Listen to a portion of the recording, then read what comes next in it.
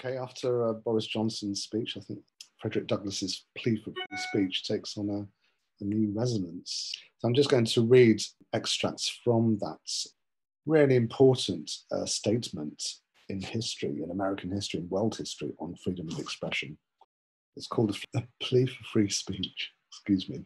It was written, or he presented it in 1860, this month, December 1860. It's a doctored piece because the full speech is 8 minutes long, so I've got 4 minutes. Also, I think it's really important to know that Frederick Douglass was apparently a legendary orator, which I'm not. So, the plea for free speech.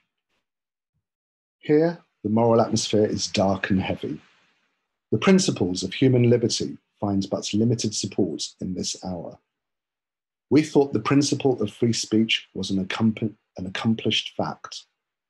Here, if nowhere else, we thought the right of the people to assemble and to express their opinion was secure.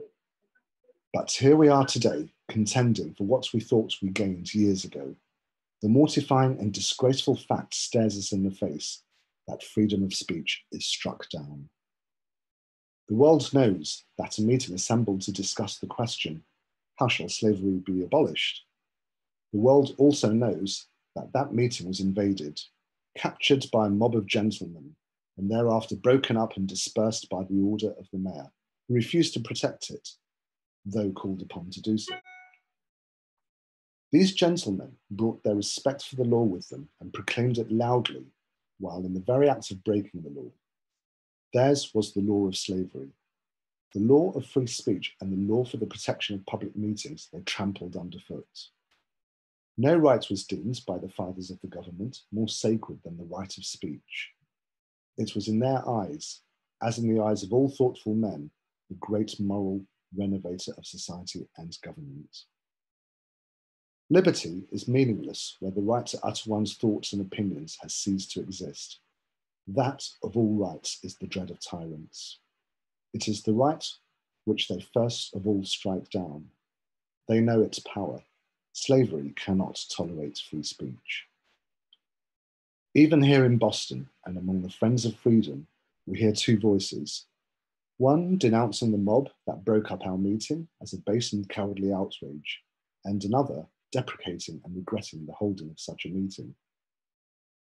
Are we going to excuse a palpable and flagrant outrage on the right of speech by implying that only a particular description of persons should exercise that right?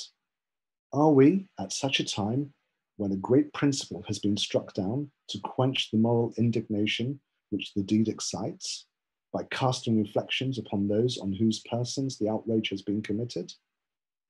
After all the arguments for liberty to which Boston has listened for more than a quarter of a century, has she yet to learn that the time to assert a right is the time when the right itself is called in question, and that the men of all others to assert it are the men to whom the right has been denied? There can be no right of speech where any man, however lifted up or however humble, however young, however old, is overawed by force and compelled to suppress his honest sentiments.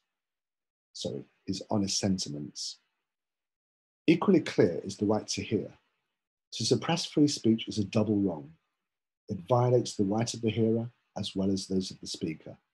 There must be no concessions to the enemy. A man's right to speak does not depend upon where he was born or upon his colour. Thank you.